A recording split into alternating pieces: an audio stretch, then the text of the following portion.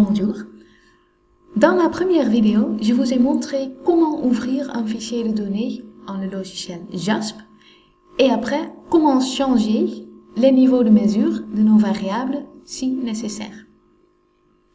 Dans cette deuxième vidéo, on va voir comment effectuer des statistiques descriptives. Et pour ça, on va reprendre le même exemple, c'est-à-dire le fichier de données contenant les poids et les tailles de 200 participants. Alors, pour faire des statistiques descriptives, je clique d'abord sur le bouton Descriptive. Et vous allez voir une interface avec plusieurs options.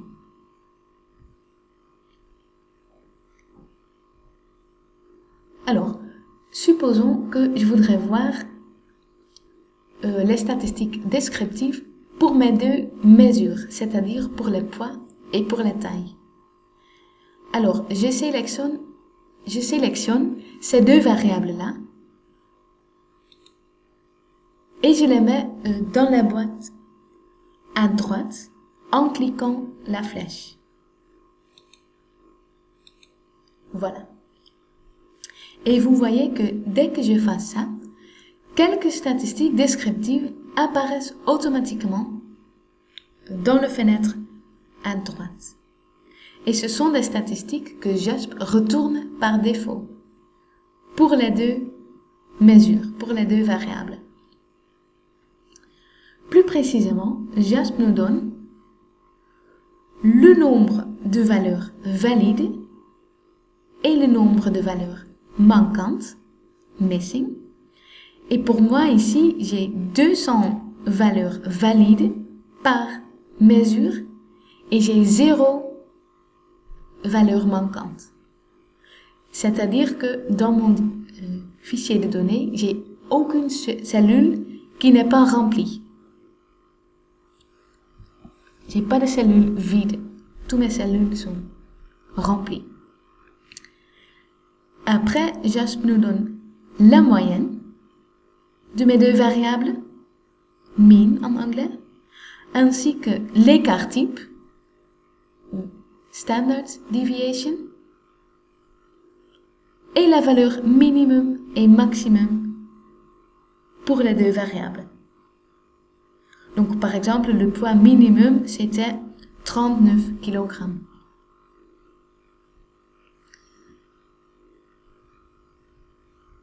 Ok. Si on voudrait montrer encore d'autres statistiques descriptives dans notre tableau, on clique sur l'onglet Statistics dans la fenêtre à gauche. Et on regarde d'abord les indices de tendance centrale ou Central Tendency en anglais. Et on pourrait par exemple ajouter la médiane et le mode. Et vous voyez que dès que je coche d'autres indices, ils apparaissent automatiquement dans mon tableau à droite. On a maintenant aussi la médiane pour les deux mesures et le mode. Ensuite, on regarde les indices de dispersion en bas. Dispersion. Et on ajoute par exemple aussi la variance et l'étendue, ou range en anglais. Et là encore, ils apparaissent automatiquement dans notre tableau à droite. Alors, imaginons que je voudrais mettre ce tableau dans mon compte rendu. Comment je peux faire ça? Je déplace d'abord mon souris vers le tableau.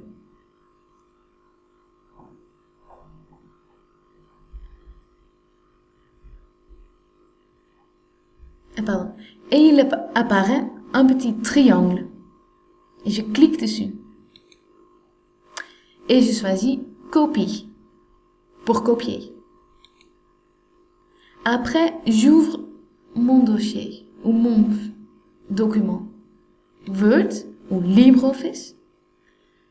Je clique sur le bouton droit de mon souris et je fais coller ou paste le tableau dans mon compte rendu. Et là, c'est très convenable, surtout parce que le tableau ressemble déjà aux normes APA.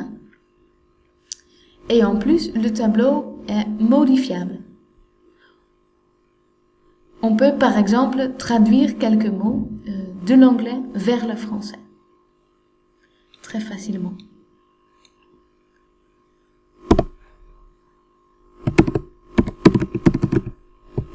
Voilà.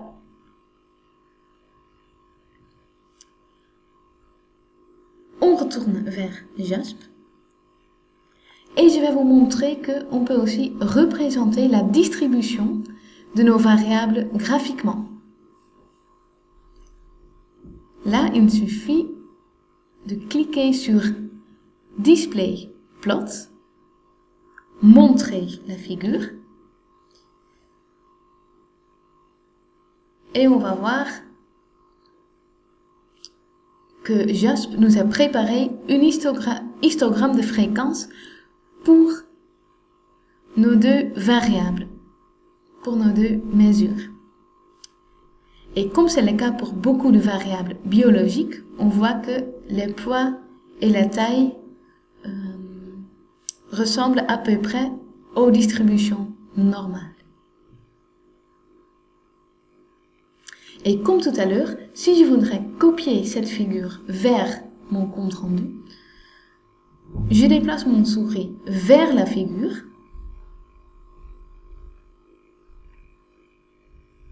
Je clique le petit triangle.